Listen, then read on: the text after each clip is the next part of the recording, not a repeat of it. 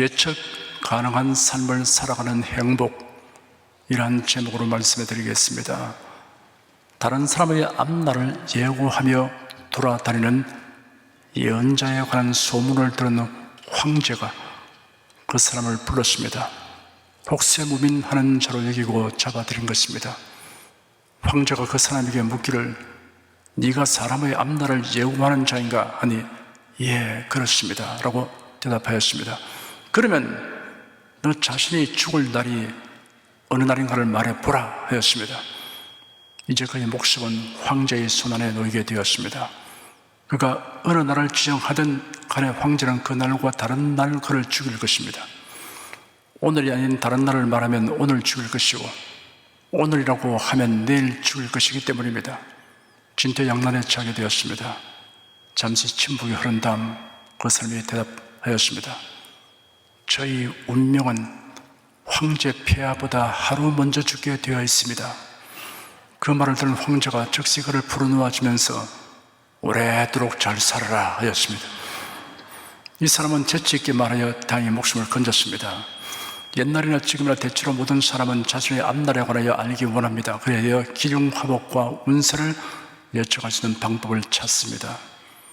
별의 모양이나 밝기 또는 별자리 등을 보아서 기륭이나 천재지변을 점치는 점성가, 얼굴 등 신체의 생김새를 보고 판단하는 관상가가 있습니다. 그 사람과 관련 있는 날짜를 숫자로 풀어 셈하여 운수를 보는 토정비결, 귀신에게 접신된 무당이나 판수에게 기륭을 점치게 하는 무구리 등 다양한 행위들이 있습니다. 사람이 과연 앞날에 일어날 일들을 미리 알 수 있겠습니까? 라는 질문에 대하여는 전적인 긍정도 전적인 부정도 할 수 없습니다. 왜냐하면 미래에 일어날 일을 다 알 수는 없지만 예측 가능한 경우들도 있기 때문입니다. 사물의 진상을 순간적으로 감지하는 직감, 무슨 일이 일어날 것 같다는 것을 사전에 느끼는 예감을 누구도 부인하지 못합니다. 눈, 코, 귀, 혀, 피부라는 5가지 감각기관으로는 느낄 수 없는 것을 포착하는 제6감이 있다고 하는 주장을 부정하지 못합니다. 그 외에도 경험과 통계 등을 통하여 예측 가능한 일들이 얼마든지 있습니다. 누적되어 온 경험과 지식, 인공지능 기술의 발달로 인하여 날이 갈수록 사람의 예측 능력은 놀랍게 증대되고 있습니다.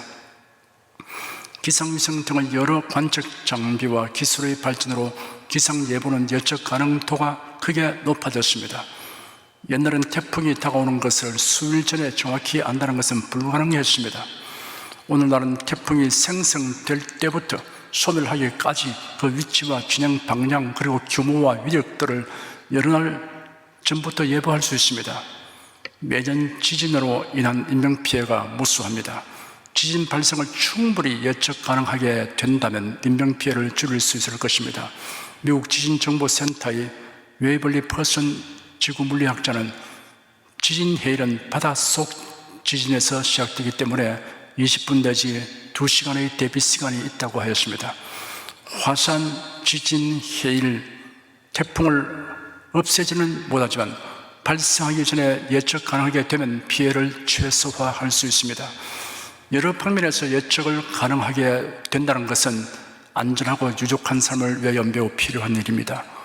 통치자와 지도자들은 국민이 예측 가능한 생활을 하도록 이끌어주어야 합니다.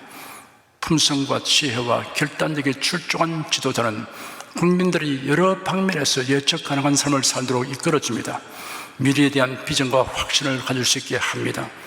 예측 가능한 사회는 기본적으로 성실하고 건면하며 정직하게 행하면 잘 살 수 있다는 확신을 가져도 좋은 사회입니다. 미련한 인생들은 코앞에 닥치는 내일에 대하여 알기 위하여 사주로 운수를 점치고 점쟁이를 찾아가면서도 자신의 영원한 날에 대한 예측 가능한 예언에 대해서는 귀를 기울이지 않습니다.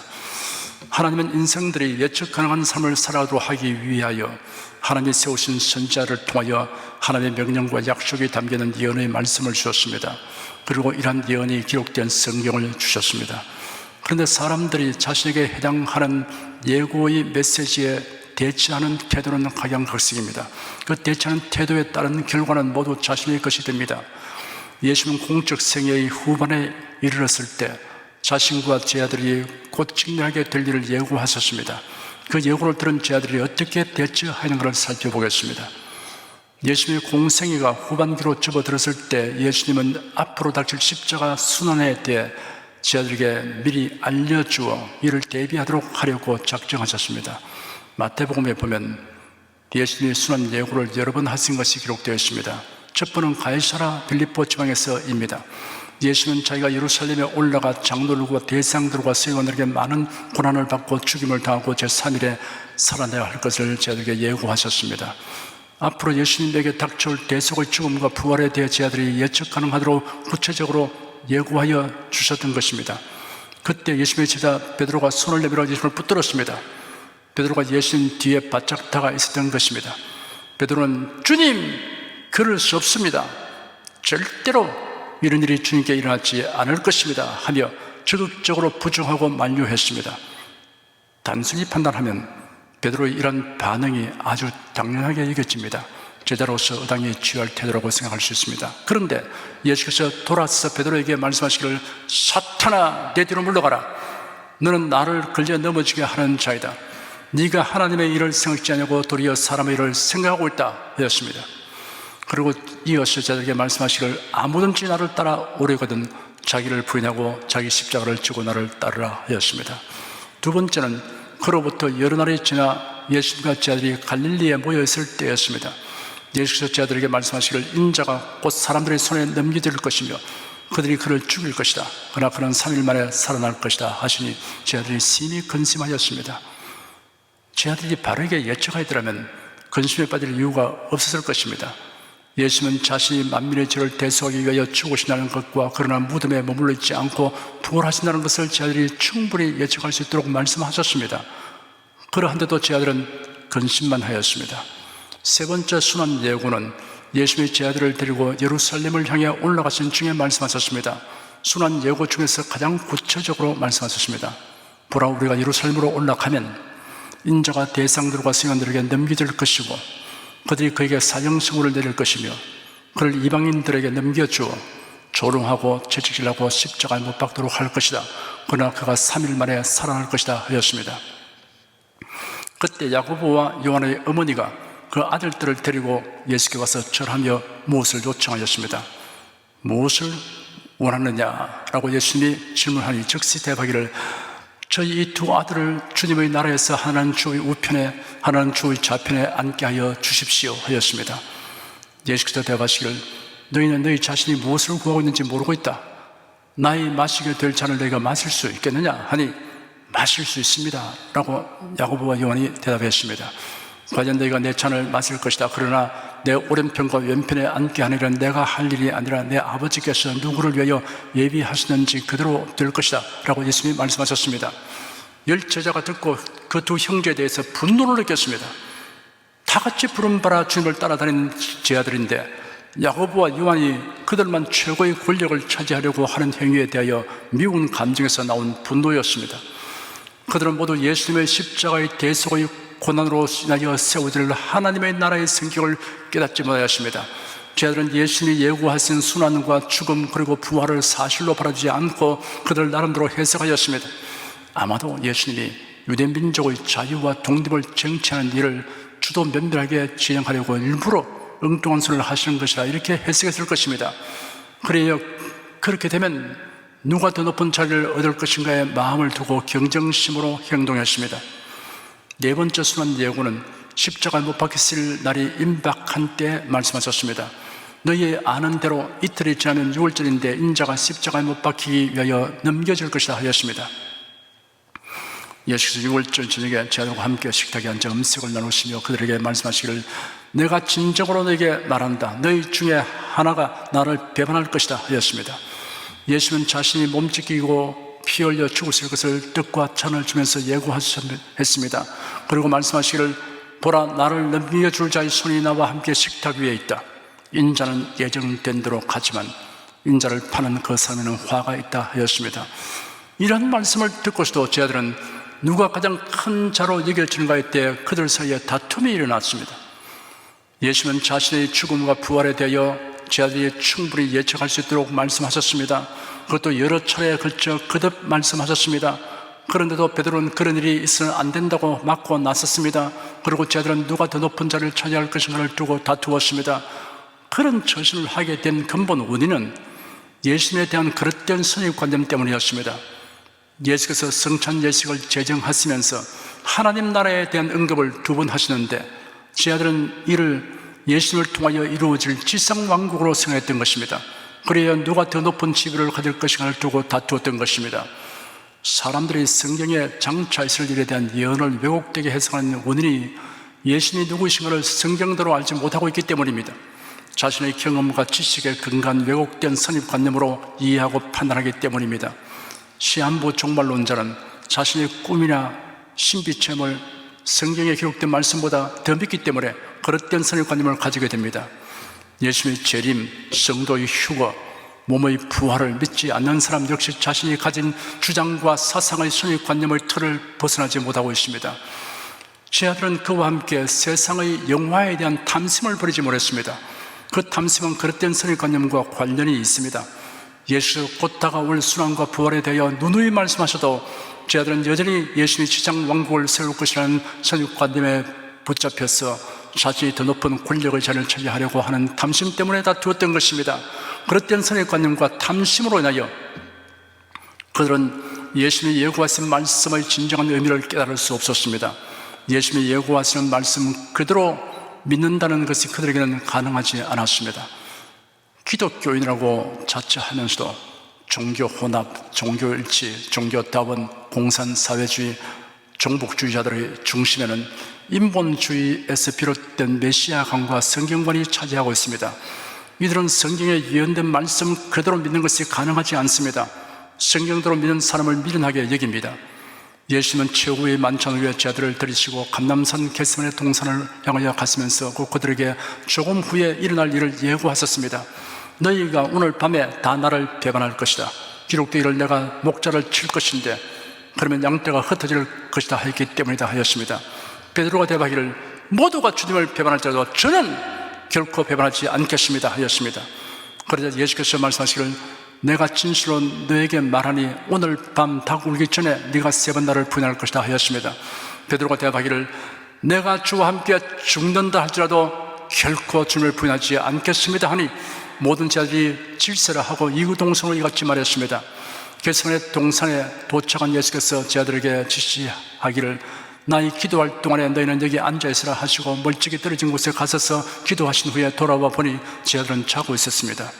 시험에 들지 않게 깨어 있어 기도하라. 마음은 원하지만 육신이 약하구나 하시고 다시 나아가 동일한 말씀으로 기도하시고 다시 오셔서 보니 제자들은 여전히 자고 있었습니다. 예수께서 3번째 가서 기도하시고 돌아와서 이제는 자고 쉬어라. 그 시각이 왔다. 보라 인자가 죄인들의 손에 넘겨지게 된다. 일어나서 가자. 보라 나를 넘겨줄 자가 가까이 왔다 하셨습니다. 가룟 유다가 인솔하여 온 무리들이 예수님을 체포하는 것을 본 제자들은 다 달아났습니다. 예수님이 제자들에게 얼마 후에 일어날 일을 누차 예고하여 주셨으므로 그들은 앞으로 일어날 사태에 대하여 충분히 예측 가능하였습니다. 그런데도 그들은 깨어 기도하기는 그냥 마냥 졸았습니다. 예고를 듣고서도 아무것도 예측하지 못하는 자는 이처럼 미련하게 행동하게 됩니다. 여러분, 성경을 통해서 알게 된 예언들로 인하여 예측 가능한 일이 많이 있습니다. 그릇된 선입관념과 세속적 탐심을 단호하게 내버리고 예측 가능한 것에 대하여 적절하게 대처하시기를 축원합니다. 사도 바울은 그가 예루살렘에 가면 직면하게 될 일에 대하여 성령께서 예고하시는 메시지를 받았습니다. 예루살렘에 올라가면 결박된다는 예고의 메시지입니다. 그 예고에 대하여 바울 사도가 어떻게 대처하는가를 살펴보도록 합시다. 바울 사도는 제3차 전도 여행을 마무리 지으면서 예루살렘으로 향했습니다.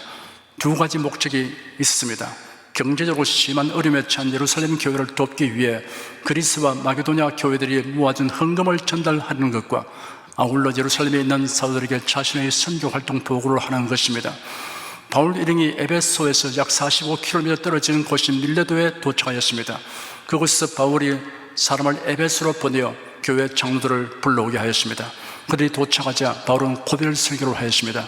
바울은 먼저 자신의 전도 활동과 사람들에게 가르쳤던 내용의 핵심을 말했습니다. 아시아에 들어온 첫날부터 지금까지 내가 항상 너희 가운데서 어떻게 행한 것을 너희도 아는 바니 곧 모든 겸손과 눈물이며 유대인의 관계를 하여 당한 시험을 참고 주를 숨긴 것과 유익한 것은 무엇인지 공중 앞에서나 각 집에서나 끊임이 없이 내게 전하여 가르치고 유대인과 헬라인들에게 하나님께 대한 회개와 우리 주 예수 그리스도께 대한 믿음을 증거한 것이라 하였습니다. 그런다 목숨을 바쳐 사명을 수행할 각오를 필요게 했습니다. 보라, 이제 나는 심령의 매임을 받아 예루살렘으로 가는데 저기서 무슨 일을 만날는지 알지 못하노라. 오직 성령이 각성해서 네게 증거하여 결박과 환난이 나를 기다린다 하시나 나의 달려갈 길과 주 예수께 바른 사명 곧 하나님의 은혜의 복음 증거하는 일을 마치려면 나의 생명을 조금 더 귀한 것으로 여기지 아니하노라. 보라, 내가 너희 중에 왕래하며 하나님 나라를 전파하였으나 지금은 너희가 다 내 얼굴을 다시 보지 못할 줄 아노라. 그러므로 오늘 너희에게 증거하노니 모든 사람의 피에 대하여 내가 깨끗하니 이는 내가 꺼리지 않고 하나님의 뜻을 다 너희에게 전하였음이라 하였습니다. 그리고 이어서 바울서는 에베소 장로들도 자신을 본받아 동일한 희생의 자세로 그리스도의 몸된 교회를 섬겨줄 것을 다음과 같이 당부하였습니다. 너희는 자기를 위하여 또는 온 양떼를 위하여 삼가라. 성령이 저들 가운데 너희로 감독자를 삼고 하나님이 자기 피로 사신 교회를 지게 하시느니라. 내가 떠난 후에 흉악한 이리가 내게 들어와서 그 양떼를 아끼지 아니하며 또한 너희 중에서도 죄들을 끌어 자기를 죽게 하려고 어그러진 말을 하는 사람들이 일어날 줄을 내가 아노니 그러므로 너희가 일깨어 내가 3년이나 밤낮 쉬지 않고 눈물로 각 사람을 훈계하던 것을 기억하라. 지금 내가 너희를 주와 및 그 은혜의 말씀께 부탁하노니 그 말씀이 너희를 능히 든든히 써우사 거룩히 하심을 입은 모든 자 가운데 기업이 있게 하시리라. 내가 아무의 은이나 금이나 의복을 탐하지 아니하였고 너희 아는 바에 이 손으로 나와 내 동행들이 쓰는 것을 당하여 범사인에게 모범을 보였노니 곧 이같이 수고하여 약한 사람들을 돕고 또 주 예수의 친히 말씀하신 바 주는 것이 받는 것보다 복이 있다 하심을 기억하여야 할지니라. 이 말을 한 후 무릎을 꿇고 모든 사람과 함께 기도하니 다 크게 울며 바울의 목을 안고 입을 맞추고 다시 그 얼굴을 보지 못하리라 한 말을 인하여 더욱 근심하고 배에까지 그를 전송하였습니다. 바울 이곳저곳을 거쳐서 두로에 상륙하였습니다. 바울은 두로에 있는 성도를 찾아가서 거기서 치료를 체류하였습니다. 그곳 성도들이 성령의 감동으로 바울에게 예루살렘에 들어가지 말라고 간곡히 고민하였습니다. 그러나 바울은 그들과 작별하고 예루살렘을 향해 발걸음을 재촉했습니다. 두로로부터 향하여 가이사랴에 이르러서 7 집사 중 하나인 전도자 빌립의 집에 들어가서 여장을 풀었습니다. 예루살렘에서 교회가 출발되었을 때 사도들이 7명의 집사를 세웠습니다. 스데반, 빌립 등이었습니다. 빌립은 순교자 스데반의 동료였습니다. 그런데 바울은 기독교회를 핍박할 당시에 스데반을 죽이는 데 가담한 자였습니다. 이러한 측면에서 바울이 빌립의 집에 머물게 된 것은 매우 놀랍고 흥미로운 일입니다. 스데반의 순교 사건이 있었던 때로부터 어느덧 20년의 세월이 흘러 50대에 이르게 된 지금 빌립과 바울은 동력자가 되어 있었습니다. 빌립은 사마리아 사람들에게 복음을 전하여 사마리아 도성에 부흥의 불길이 일어나게 하였고 에티오피아 내시를 개종시켰으며 아소도와 가이사라히안 도시로 가서 복음을 전하고 교회를 세웠습니다. 빌립은 바울이 다메섹 도성에서 회심하여 이방인을 위한 전도자가 된 사실을 전해 듣고 만나보고 싶었을 것입니다. 그런데 뜻밖의 바울이 자기 집으로 왔습니다. 그래 바울은 빌립의 집에 여러 날 머물렀는데 어느 날 아가보라 하는 선자가 바울을 만나러 왔습니다. 바울은 이전에 이 사람을 수리아의 안디옥에서 만난 적이 있었습니다. 그런 천하가 흉년될 것이라고 예언했는데 그 예언은 글라우디오 황제가 통치하던 주 46년에 성취되었습니다. 빌립의 집에서 바울을 만난 아가보가 구체적인 행동으로 바울이 앞으로 당할 일을 예언하였습니다. 그러니까 바울의 띠를 가져다가 자기 수족을 잡아내고 말하기를 성령이 말씀하실 때 예루살렘에서 유대인들이 이같이 이 띠 임자를 결박하여 이방인의 손에 넘겨주려 하였습니다. 아가보의 생생한 예언을 들은 바울의 일행들과 가이사라 교인들이 함께 울면서 바울에게 예루살렘으로 올라가지 말라고 권하였습니다.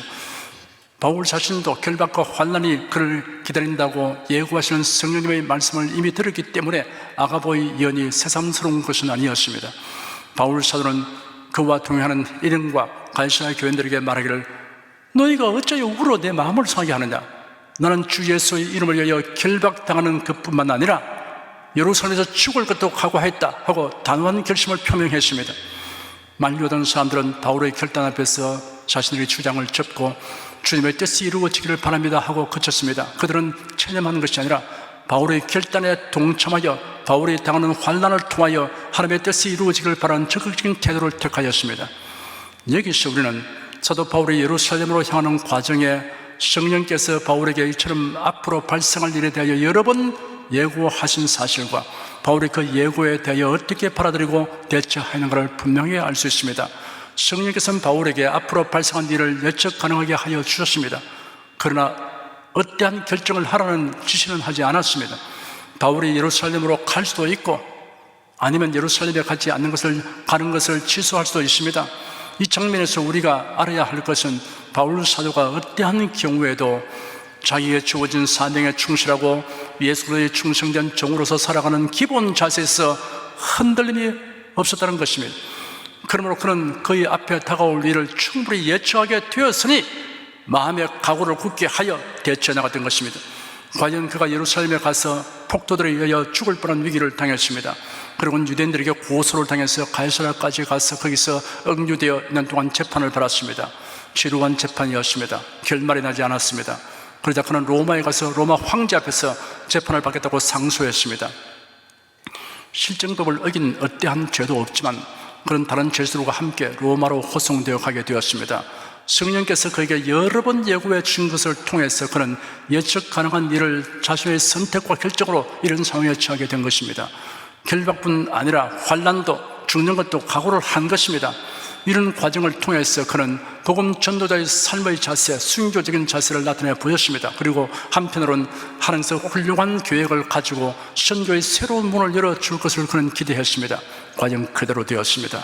바울을 태운 배가 지중해 한가운데 들어왔을 때 악령 높은 열대성 폭풍 후 유라굴로가 불어오기 시작했습니다. 배는 난파선이 되고 이륙편주처럼 되어 이리저리 떠밀려 가고 있었습니다. 그 배에 승선한 군인과 상인과 제수들 270여 명이 여러 날 동안 아무것도 먹지 못한 채 모두 기진백진하고 절망하여 들어 누웠습니다.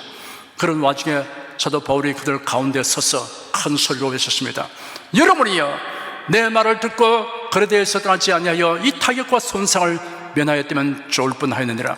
내가 너를 구하노니 이제는 안심하라. 너희 중 생명에는 아무 손상이 없겠고 오직 배뿐이니라. 나의 속함 받고 나의 생명은 하나님의 사자가 어젯밤에 내 곁에서 말하되 바울아 두려워 말라. 네가 가이사 앞에 서야 하겠고 또 하나님께서 너와 함께 행선한 자를 다 네게 주셨다 하였으니 그러므로 여러분이여 안심하라. 나는 내게 말씀하신 그대로 되려고 하나님을 믿노라. 그러나 우리가 한시험에 걸리리라 하였습니다. 사도 바울은 하나님께서 천사를 통하여 예고하여 주신 메시지를 근거하여 앞으로 될 일이 예측 가능하게 되었습니다. 그래야 담대하게 선포하였던 것입니다. 그 시로부터 바울이 그 배의 통솔자가 되었습니다. 드디어 배가 멜리데라고 불리는 조그마한 섬가까지 다가가게 되어 모두 상륙하였습니다. 섬 사람들은 바울을 통하여 나타난 신종의 능력을 보고 놀랐습니다. 섬의 주장이 바울을 귀하게 모셨습니다. 지나가는 배를 기다리는 석 달 동안 바울 사도는 선원들, 상인들, 군인들, 제수들 그리고 그 섬에 있는 모든 토인들을 위해서 복음을 전파할 수 있는 좋은 기회를 얻게 되었습니다. 멜디의 섬의 대부흥성회가 개최된 것입니다. 석 달 동안 집중적으로 전도하게 되었고 큰 은혜가 임했습니다. 섬 사람들이 바울로 인하여 일행을 극히 예를 갖추어 대우하였으며 떠나갈 때 필요한 것들을 배에 실어준 것이 이를 증명합니다. 섬에 머물렀던 모든 사람과 함께 바울은 그것을 지난 배를 타고 로마로 가게 되었습니다. 로마에서 재판을 받기 위해 감옥에 갇혔는데 그 감옥에 근무하는 자들은 권력의 핵심에 있는 사람들의 자녀들이었습니다. 바울은 그들에게 전도하였습니다. 여기서 우리가 배우게 된 것은 하나님이 예고하신 말씀에 의해 예측 가능한 일에 대하여 선택이 가능한 경우가 있다는 것입니다. 이때는 자신의 선택한 것에 대하여 하나님께서 최선의 도움을 주시는 것을 확신해야 합니다. 예수 그리스도 안에 있는 사람에게는 성경에 기록된 예언을 통하여 매우 예측 가능한 일들이 많습니다. 이 사실을 온전히 깨닫게 되면 평안과 기쁨이 넘치게 됩니다. 항상 기대와 소망을 가지고 살게 됩니다. 성경에 기록된 예언들은 우리에게 앞으로 될 일들을 예고하는 것입니다. 우리가 예측 가능한 삶을 살 수 있게 하여 줍니다. 그래도 이는 어떤 상황에서도 오리무중에 처하지 않습니다. 오리에 걸친 깊은 안개 속에 처하게 되면 자신이 어디쯤에 있는지, 어디로 가야 할지 막연하거나 갈피를 잡을 수 없습니다. 이렇게 되면 난감하게 됩니다. 물론 그리스도인이라고 해서 내일 일을 다 알 수 있는 것은 아닙니다. 하나님은 우리의 앞날에 대하여 소소한 것까지 다 예고하여 주지 않습니다. 만일 그리하면 믿음으로 사는 훈련을 바랄 수 없게 됩니다. 이스라엘 자손들을 애굽에서 인도하여 내신 하나님께서 그들에게 개략적인 것은 예언하여 주셔도 소소한 것들을 낱낱이 예고하지는 않았습니다. 대략적인 것에 비추어 예측하면서 믿음으로 진행하도록 하신 것입니다. 그런데 몇 사람을 제외하고는 모두 믿음으로 행하는 데 실패하였습니다. 그들은 내일이 예측 안 되므로 원망과 불평을 일삼다가 버림받았습니다. 사랑하는 성도 여러분, 성경의 예언을 모두 믿으십시오. 중요한 줄거리 예언에 소소한 것들을 비추어 긍정적인 예측을 하십시오. 그래야 기뻐하고 감사하며 살아가십시오. 그래야만 여러분의 예측하는 태도와 방법이 옳았다는 것을 하나님께서 최종적으로 증명해 주실 것입니다. 성도 여러분은 그래도 예수 안에서 먼 장래를 향해서 완전히 예측 가능한 발걸음을 옮기고 있습니다. 찬란하고 영광스러운 미래가 우리를 위해서 예비되어 있습니다. 너희는 마음에 근심하지 말라. 하나님을 믿으니 또 나를 믿으라. 내 아버지 집에 거할 곳이 많도다. 그렇다면 너에게 일렀으리라. 내가 너를 위하여 처소를 예비하러 가노니 가서 너를 위하여 처소를 예비하면 내가 다시 와서 너를 내기를 영접하여 나 있는 곳에 너희도 있게 하리라. 우리가 알거니와 하나님을 사랑하는 자 곧 그 뜻대로 부르심을 입은 자들에게는 모든 것이 합력하여 선을 이루느니라. 이 말씀들은 예수를 변함없이 믿으며 사랑하는 자들에 대한 예언이며 예고입니다. 내 사랑하는 형제들아, 견고하며 흔들리지 말며 항상 주일에 또 힘쓰는 자들이 되라. 이런 너희 수고가 주 안에서 헛되지 않은 줄을 알미라. 보라, 내가 속히 오리니 내가 줄 상이 내게서 각 사람에게 그 일한 대로 갚아주리라. 나는 알파와 오메가요 처음과 나중이요 시작과 끝이라. 이 말씀은 주일에 힘쓰는 자들의 결국에 대한 예고입니다. 예수를 믿고 사랑하며 주일에 힘쓰는 사람들은 자신의 미래에 대하여 충분히 예측하며 살아갈 수 있습니다. 이는 그리스도인의 특권입니다.